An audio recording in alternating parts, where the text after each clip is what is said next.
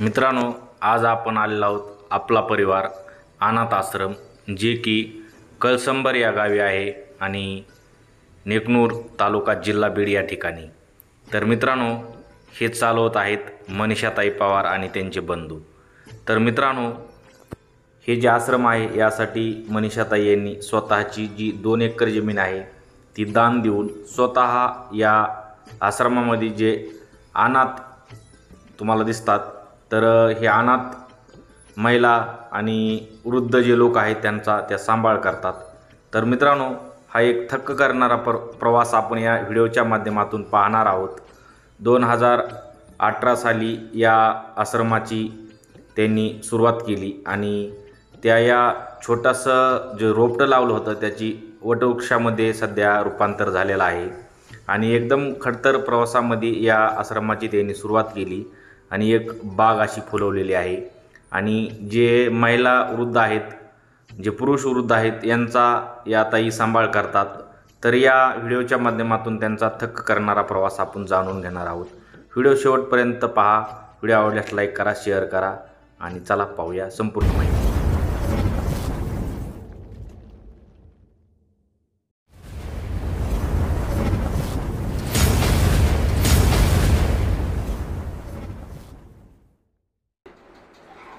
त्यांच्या वाढदिवसानिमित्त आदरणीय श्री गोकुळ देवकर सर ते शिक्षक आहेत आणि त्यांचं आपला परिवार सुरू झाल्यापासून आपल्याला सातत्याने त्यांचं इथं जरी त्यांचा येण्याचा योग आला नसला तरी त्यांचं नेहमी आपला परिवाराला ऑनलाईन मदत त्या ठिकाणी येत होती.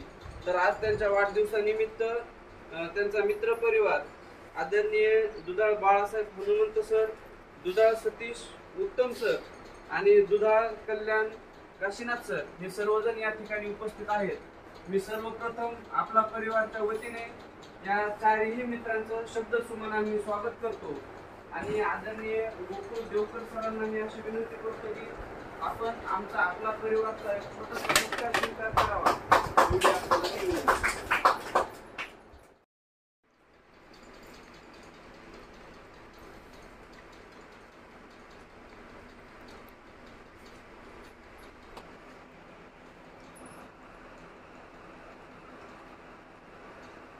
सुंदरजी, तुम्ही फक्त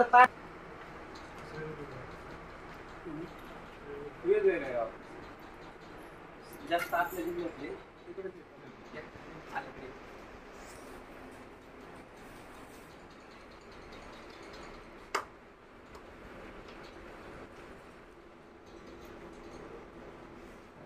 तर नमस्कार मित्रांनो, स्वागत आहे आपलं बाळासाहेब दुधाळे आपल्या यूट्यूब चॅनलवरती. तर मित्रांनो, आज आपण आलेलो आहोत आपला परिवार वृद्धाश्रम कळसंबर या गावी आणि येथे जे आपले वृद्ध लोक आहेत त्यांचा आश्रम आहे आणि आमचे मित्र गोकुळ देवकर सर यांच्या वाढदिवसानिमित्त आम्ही इथं आलेलो आहोत. आणि बरेच जे आपले मित्र असतात वाढदिवसाच्या निमित्ताने बराच असा आपण खर्च करत असतात. मित्राला पार्टी देणे, पुढं तोफा वाजवणे, डीजे वाजवणे, त्या कुठंतरी त्या खर्चाला फाटा देत आमचे मित्र गोकुळ सरांनी एक संकल्प केला की आज आपण काहीतरी वेगळं करायचं आणि जे वृद्धाश्रम आहे त्या ठिकाणी त्यांनी आज थोडाफार किराणा दिलेला आहे आणि फळवाटपचा कार्यक्रम ठेवलेला आहे. तर असंच माझं म्हणणं आहे की जे आपले मित्र असतात वाढदिवस असा काहीतरी वेगळापणाने केलेला पाहिजे. कारण यातून काय असतं, आपण जो खर्च करत असतो तो कुठंतरी सार्थकी लागतो आणि असंच आज गोकुळ सरांच्या वाढदिवसानिमित्त त्यांनी हे काम केलेलं आहे. तर हे एक म्हणजे चांगलं काम आहे. तर अशाच प्रकारे जेवढे आपले मित्र परिवार आहेत, तर कधी जर आपला वाढदिवस साजरा करायचा असेल तर अशा लोकांसोबत आपण वाढदिवस साजरा केला पाहिजे, एवढे मी बोलतो. आणि आमचे जे गोकुळ सर आहेत त्यांना वाढदिवसाच्या शुभेच्छा देतो. आमच्या सोबत आलेले आहे आमचे बंधू सतीश आबा दुधाळ, तसेच आमचे कल्याण बप्पू दुधाळ. तर आम्ही या ठिकाणी आलो होतो. तर मस्त असा परिसर आहे आणि जे आपले इथले वृद्ध जे लोक आहेत त्यांच्यासाठी चांगली इथं व्यवस्था आहे. तर पाठीमागून पण काही झाड आहेत. आता इकडे पाठीमाग आजी आजोबांसाठी हॅलो हॅलो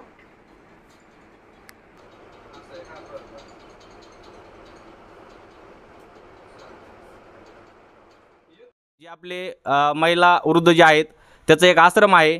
तर त्याविषयी आज आपण आपल्या व्हिडिओच्या माध्यमातून थोडी माहिती पाहणार आहोत. तर आपल्यासोबत जे इथं वृद्धाश्रम आहे, जे चालक आहेत ते आपल्यासोबत आहेत. त्यांच्याकडून आपण पाहूया सविस्तर माहिती. तर नमस्कार सर. नमस्कार. तर आपलं संपूर्ण नाव सांगा. मी सुनील भाऊराव पवार या आश्रमाचा व्यवस्थापक आहे. अध्यक्षा माझी मोठी बहीण मनीषाताई पवार संचालक आहेत. तर सर आम्हाला सांगा की आपलं जे आश्रम चालू आहे, तर हे आश्रमाचं म्हणजे तुम्ही सुरुवात कधी केली होती? हे 2018ला आपण काम चालू केलेलं आहे. आणि आपल्या आश्रमामध्ये जे पूर्णपणे निराधार आहेत, ज्यांना मुलं बाळच नाहीत, फक्त अशांना आपण आधी प्राधान्य दिलेलं आहे. पण एखाद दुसरं आहे की ज्यांना मुलं पिऊन हाणमार करतात, असे पण आपल्याकडे काही आजी आजोबा आहेत. बरं सर, आम्हाला सांगा की आता तुम्ही जे हे आश्रम चालू केलं, तुमच्या डोक्यामध्ये संकल्पना कशी आली किंवा की आपण हे आश्रम चालू करावं, अशा लोकांना आपण काहीतरी सेवा द्यावी, यांचं जे आहे त्यांचा सांभाळ करावा? आता हे आश्रम चालू करण्याची कल्पना म्हणजे आमच्या आईची आहे. आमच्या आईचं नाव गौबाई आहे. तर आमच्या संस्थेचं नाव पण गौबाई महिला सेवाभावी संस्था आहे. आईनीच आमच्या ताईला प्रवृत्त केलं की आपल्याला तू मला तर सांभाळतेच, पण असे खूप काही गरजू लोक आहेत ज्यांना गरज आहे तुझी. म्हणजे तर आमच्या ताईंनी हे काम आमच्या आईच्या प्रेरणेतून सुरू केलं. तर आपण ही सुरुवात झाली, तर सुरुवात होऊन किती वर्ष झाले? 2018मध्ये आपण हे काम चालू केलं आहे सर. सर आता आपला जो ह्या परिसर आहे, तर ह्या जागेचं नियोजन कसं? ही जागा तुमची स्वतःची का कुणी दान वगैरे दिलेली? ही जागा आपलीच होती. आता ही आपण संस्थेसाठी दान केली. हो, आता ही पूर्ण 2 एकरचं क्षेत्र आहे. ही पूर्ण आता आपण संस्थेसाठी दिलेली आहे जागा. बरं सर, आम्हाला सांगा की आता आपल्याकडे जे वृद्ध आहेत, जे महिला आहेत, आपल्याकडे संख्या किती आहे सध्या? सध्या आपल्याकडे 20 ते 22 लोक आहेत. काही लोक असे पण आहेत की काही रागाने आपल्याकडे येतात. मग त्यांचे आम्ही काउन्सलिंग करून आत्तापर्यंत जवळ 35 आजी आजोबांचं आम्ही फॅमिलीमध्ये पुनर्वसन केलेलं आहे. आल्याच्यानंतर त्यांना समजून सांगून, त्यांच्या मुलांना इथं बोलून, त्यांची काउन्सलिंग करून त्यांना पुन्हा फॅमिलीत पाठवण्याचं सुद्धा आपण काम केलेलं आहे. बरं, आम्हाला सांगा की आपल्याकडे एवढं मोठं आता संस्थान तुम्ही चालवताय, समजा एवढे लोक आहेत तुमच्याकडं, ह्यांचं खाण्यापिण्याचं नियोजन किंवा ह्यांना जर समजा काही आजार वगैरे आला, ह्यांचं उपचाराचं ते कसं नियोजन आहे आपल्याकडं? आता आमच्याकडं आश्रम सुरू झाल्यापासून एक हिंगणीचे दाते आहेत, डॉक्टर वैष्णव सर म्हणून. ते 15 दिवसाला आमच्याकडे येतात. दुसरे एक डॉक्टर आपले लिंबागणेशचे डॉक्टर ढवळे सर म्हणून, ते पण आमच्याकडे येतात. आणि जर काही मोठा काही दवाखाना असेल तर आम्ही बीड, अंबाजोगाई, लातूर, मुंबईपर्यंत आम्ही आजी आजोबांना नेलेलं आहे. एक आजोबा आमचे मुंबईमध्ये पण एक्सपायर झाले उपचारासाठी. तिकडं गँगरिंग झालं होतं त्यांना, ते तिकडे एक्सपायर झाले. आणि कालच आमच्या एका ताईंचं म्हणजे शुगर लो झाली होती आणि उन्हाचा पण त्यांना खूप त्रास झाला. त्याच्यामुळं काल त्या पूर्णपणे बेशुद्ध होत्या. तर आमच्या संचालिका मनीषाताई पवार त्यांना सध्या बीडमध्ये ॲडमिट आहेत, त्यांच्यासोबत दवाखान्यामध्ये आहेत. बरं सर, आम्हाला सांगा आता तुमच्याकडे एवढे समजा महिला आहेत, काही आजोबा आहेत, काही समजा तुमच्याकडे व्यक्ती आहेत. आता आपण आपलं घर चालायचं म्हणलं तर आपल्याला एक घरामध्ये जे 2-3 माणसं असते ते चालवायचं म्हणल्यावर जीव येतं आहे. तुम्ही एवढं मोठं चालवता, ह्यांना काही बाहेरून आर्थिक मदत काय वगैरे? आता आपल्याला शासनाचं 1ही रुपयाचं मदत नाही. हे जे पूर्ण आश्रम चालतं आहे हे फक्त लोकांच्या दात्यांच्या मदतीवर पूर्ण चालतं आहे. तर आहेत खूप अडचणी आहेत आमच्या. आता तुम्ही बघितलं, आम्हाला रस्ता पण नाही, या ठिकाणी आम्हाला लाईटसुद्धा नाही. आणि कालच्या जे आमच्या आजी जे म्हणजे त्यांना उष्माघात झाला, कदाचित इथं जर आमचे फॅन कूलर वगैरे चालत असते तर त्यांना तोही उष्माघात झाला नसता. आणि खाण्यापिण्याचं जे तुम्ही म्हणताय, तर सध्या आम्हाला खाण्यापिण्याची काही अडचण नाही, कारण तुमच्यासारखे दाते आहेत भरपूर पुढं. पण बाकी आता आमच्या बोरला सध्या पाणी कमी आहे, तर आम्हाला शेततळं करण्याची गरज आहे. या ठिकाणी भरपूर झाडं आहेत, 200-300 झाडं आहेत. एवढ्या झाडांना पाणी पुरत नाही. त्याच्यासाठी आम्हाला शेततळं करण्याची गरज आहे. या ठिकाणी लाईटची गरज आहे, रस्त्याची गरज आहे. असे अनेक प्रश्न आहेत. तर मित्रांनो, तुम्ही पाहू शकता की आता आम्ही ज्या ठिकाणी बसलेलो आहोत, भरपूर अशी गरमी आहे आणि इथं जे व्यवस्थापन आहे हे चांगलं आहे. पण काही आर्थिक मदत जर कोणाला जर करायची असेल किंवा या इथं आश्रमाला भेट द्यायची असेल तर सरांचा दिलेल्या स्क्रीनवरती सरांचा नंबर आहे, त्यावर कॉन्टॅक्ट करून तुम्ही सविस्तर माहिती सरांना विचारू शकता, किंवा तुम्हाला काही जर मदत करायची असेल, कुणाचा वाढदिवस असेल किंवा काही कार्यक्रमानिमित्त तुम्ही इथं भेट देऊ शकता, व्हिजिट देऊ शकता आणि या आश्रमाला मदत करू शकता. आता आम्ही ज्या ठिकाणी आलेलो आहोत इथं येता वेळेस एक कच्चा रस्ता आहे, एकदम ज्या ठिकाणी आपली बैलगाडीही चालू शकत नाही असा रस्ता या ठिकाणी येणार आहे. तर या ठिकाणी बऱ्याच सुविधाचा अभाव आहे. म्हणजे इथं व्यवस्था पण चांगलं आहे, पण जे बाहेरून लोक येणार आहेत इथं व्हिजिट द्यायला त्यासाठी येण्यासाठी व्यवस्था चांगली नाही आहे. तर कुणी जे सामाजिक कार्यकर्ते असतील, कुणी जे आम्हाला व्हिडिओच्या माध्यमातून पाहतात, ज्यांना काही मदत करायची असेल दिलेल्या नंबरवरती सरांशी कॉन्टॅक्ट साधून तुम्ही इथं सविस्तर सरांना माहिती विचारू शकता किंवा मदत करू शकता. तर इथला जो परिसर आहे इथं सरांनी जे फळाचे झाडं आहेत, भरपूर अशी झाडं लावलेली आहेत. जे आपले आजी आजोबा आहेत, इथं जे वृद्ध लोक आहेत त्यांच्यासाठी म्हणजे आपण जे झाडं लावलेत त्या झाडाचे फळं वगैरे ते आपल्याला एक म्हणजे आपण बघतो की बाजारामध्ये सगळं केमिकलयुक्त म्हणजे खायला भेटतं. तर इथं जे फळं आलेले आहेत ते या लोकांना खायला कुठंतरी चांगले भेटतील. त्यासाठी पाण्याची आवश्यकता, इथं बोर आहेत पण बोरला एवढं पाणी नाही, तर इथं पाण्याचं पण म्हणजे गरज आहे. तर कुणी जर असाल ज्यांना मदत करण्याची इच्छा आहे ते मदत करू शकता. या आपल्या लोकांचे तुम्हाला आशीर्वाद भेटतील. जे सरांचं काम आहे ते एकदम म्हणजे कौतुक करण्याजोगतं आहे. कारण आपण स्वतः आपल्याला जीवन जगत असताना आपण आपला सांभाळ करायलाच आपण म्हणजे सक्षम नसतो, तर एवढ्या लोकांना सांभाळणं म्हणजे जोक नाही. तर असं काम सामाजिक काम सर करत आहेत.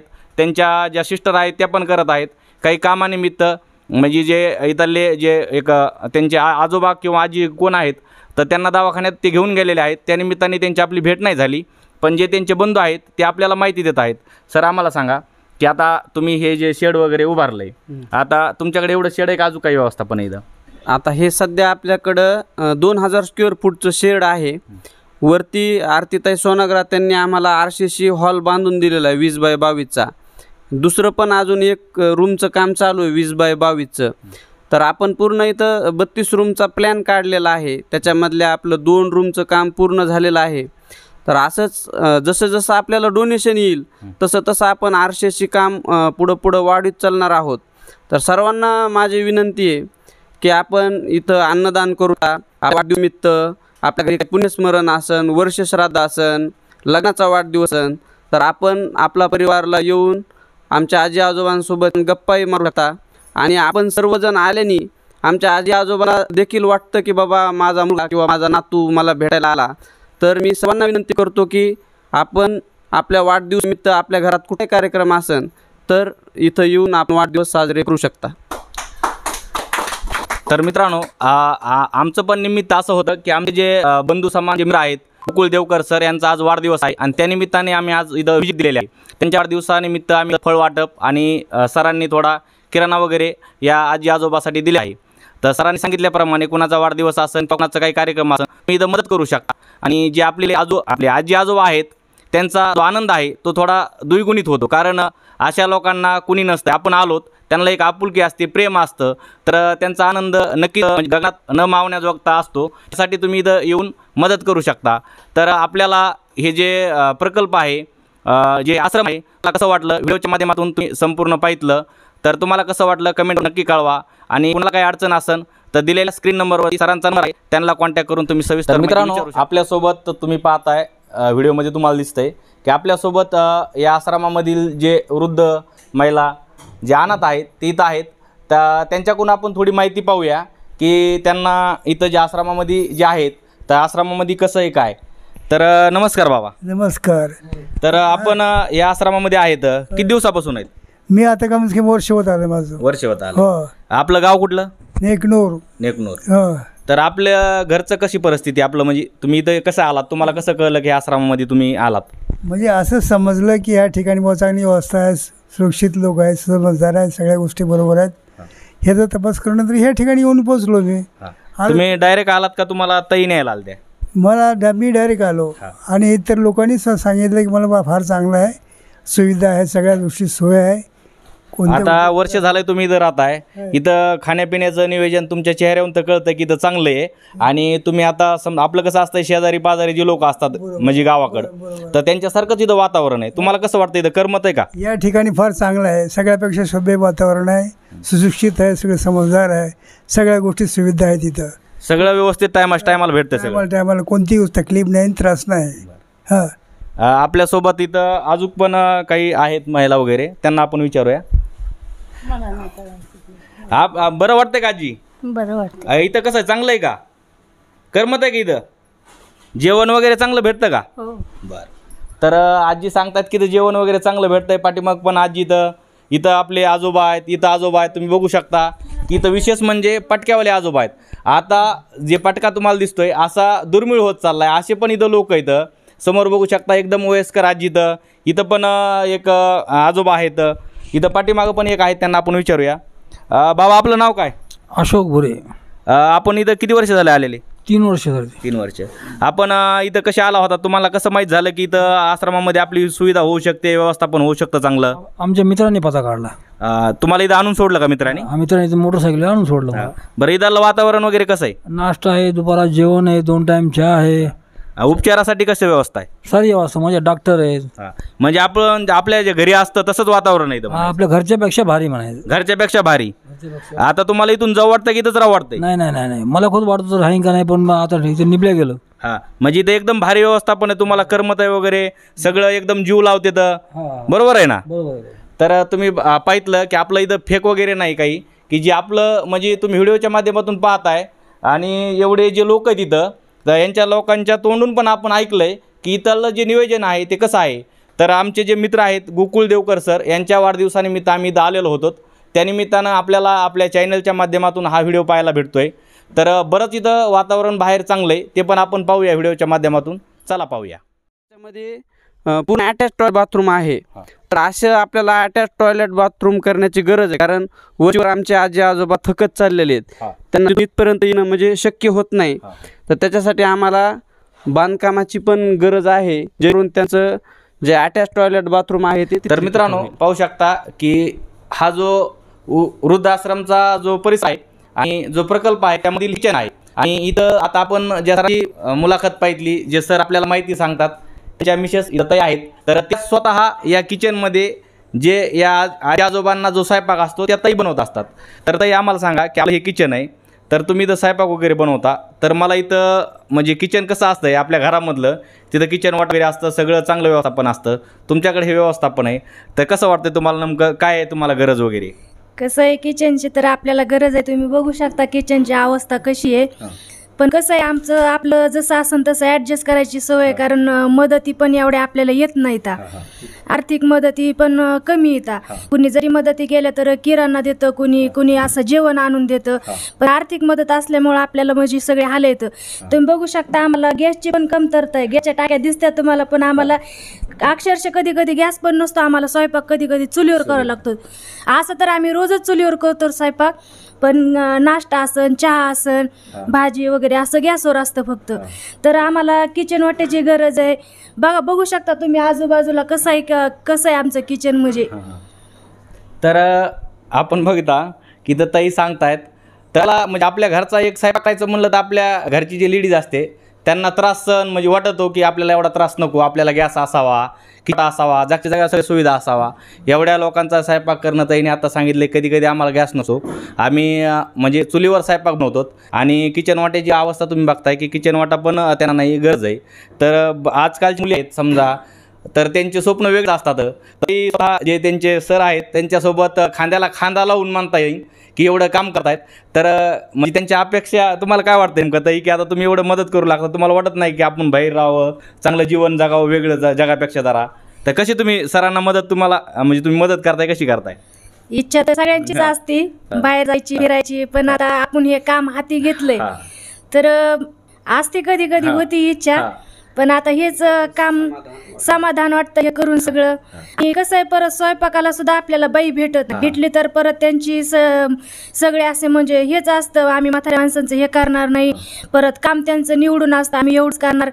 कधी कधी बाया टिकत पण नाही, तर एक 15 दिवस किंवा महिना लगेच काम सोडून जातात. ते मग सगळं आपल्यालाच बघावं लागतं सगळंच घरी. सकाळचा चहा असतो, त्याच्यानंतर नाश्ता असतो, जेवण असतं, आणि तुमच्यासारखे येणारे जाणारे भरपूर लोक असतात. तर सकाळी उठल्यापासून संध्याकाळपर्यंत तिला वेळ मिळत नाही. माहेराला तर काही विशेष नाही, माहेराला जाणच होत नाही. आता 2 वर्ष झाला असं माहेराला गेले नाही. भावाचं लग्न होतं तर लग्नाच्या दिवशी आम्ही दोघं पण गेलो आणि त्याच दिवशी रिटर्न आलो. कारण जिम्मेदारी एवढी मोठी आहे. सांगितली तुम्हाला बाहेर जाऊ वाटतं का, तर खूप जाण्याची इच्छा असते. दरवर्षी मी सांगत असतो की आपण आता पुढच्या वर्षी कुठंतरी जाऊ. ते वर्ष कधी येतच नाही. पण खरं सांगायचं म्हणजे आम्हाला याच्यामध्ये एवढं समाधान वाटतंय ना सर. तुमच्यासारखे जीवाभावाचे लोक आम्हाला भेटले, खूप चांगले चांगले लोक भेटले. तर ह्याच्यासारखं समाधान म्हणजे आम्हाला तरी दुसरं काही वाटत नाही. जरी नाही त्याला भेटलं हेच आमचं देऊन हेच आळण यामध्ये समाधान आहे. तर आपण पण काही समाजाचं देणं लागतो. आपण पण काहीतरी अशा सामाजिक कार्यामध्ये कुठंतरी अग्रेसर असलं पाहिजे आणि काहीतरी मदत केली पाहिजे. तुम्ही पाहिलं की सर्व गोष्टीचा त्याग करून हे ताई आणि हे जे भाई आहेत इथलं काम बघतात. त्यांच्या सिस्टर पण आहेत, त्या ज्या आहेत तर त्यांची आपली आज भेट नाही झाली. पण तुम्ही अशी या जे वृद्धाश्रम आहे याची आपण माहिती पाहतोय. आज आपण बाहेर जे गार्डन आहे ते पण पाहणार आहोत, तिथं कसं व्यवस्थापन आहे आणि बाहेर बरंच असं चांगलं जे बाहेर वाटतंय ते आपण परिसर पाहूया. चला पाहूया.